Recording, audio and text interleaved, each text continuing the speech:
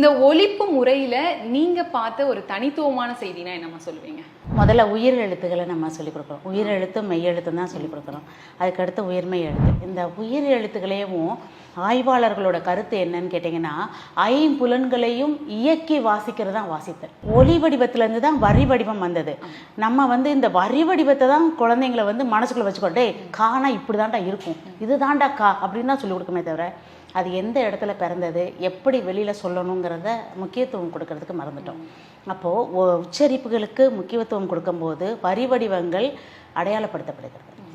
அதனால் எப்போவுமே ஒலி வடிவத்துக்கு தான் நம்ம முக்கியத்துவம் கொடுக்கணும். இப்போ தமிழில் 5 ஈ இருக்குது. ஈ 5 உயிரெழுத்தில் ஈ படிக்கிறோம். 2 தான் எங்களுக்கு தெரியும். மெய் எழுத்து 1 இருக்குது. உயிரெழுத்துல ஈ இருக்கா, யா போட்டு மேல் விலங்கு யா போட்டு. அப்ப தமிழ்ல எத்தனை 5 ஈ இருக்கு? இந்த 5 ஈ ஆசிரியர்களுக்கு நான் பாடம் நடத்தும் போது இந்த 5 ஈ எழுதப்படும் போதுதான் நம்மகிட்ட 5 ஈ இருக்கான்னு தெரியும். இதுவே புது செய்தியா இருக்கு அப்படின்னு சொல்லணும். அப்ப அந்த 5 ஈ எப்படி ஒலிக்கணுங்கிற முறை நம்மகிட்ட இருக்கு. சரிங்களா? அது எப்படின்னு பார்த்தீங்கன்னா, உயிரெழுத்துல இருக்கிற அந்த ஈக்கு உதடு பிரிக்கணும். ஈ ஈ ஒரு மாத்திரை 2 மாத்திரை இல்லை.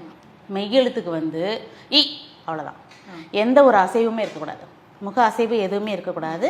இ அந்த ஒரே ஒரு சத்தம் மட்டும்தான் இருக்கணும். அந்த உயிர்மெய் எழுத்துல 2 ஈ இருக்கு பார்த்தீங்களா, ஒரு மாத்திரை 2 மாத்திரை, அது இந்த நாடி இறங்கணும். ஒரு மாத்திரை 2 மாத்திரைக்கு இ ஈ.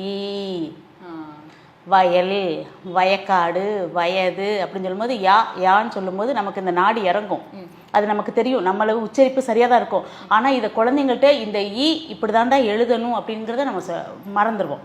அப்போ குழந்தைங்களுக்கு சில குழந்தைங்களை மயில் அப்படின்னு எழுதுனா மயில் அப்படின்னு எழுதுறதுக்கு பதில் மயில் அப்படின்னு எழுதிடுவாங்க. அப்போ இது நான் மயில் ஈ சொல்லலடா ஈ சொன்னேன்.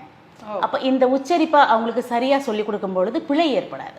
சிறப்பு. அப்பா, புதிய செய்தி அப்படின்னு தான் சொல்லணும். 5 ஈ இருக்கு, என்னடா ஏபிசிடி ஈ அந்த ஈக்கு போயிட்டீங்களா அப்படின்னு தோணுச்சு. சிறப்புங்கம்மா. அம்மா, தொடர்ந்து நம்மளுடைய தமிழ் மொழி பேசுறவங்க நீண்ட காலம் உயிர் வாழறாங்க அப்படின்றாங்க. நீங்களும் அதை பத்தி நிறைய சொல்லியிருக்கீங்க. என்ன மாதிரியான சான்றுகள்லாம் இருக்கு? இப்ப பாத்தீங்கன்னா, ஐ எழுத்தை உச்சரிச்சு பாருங்க, பின்னாக்கு கடிக்கும்.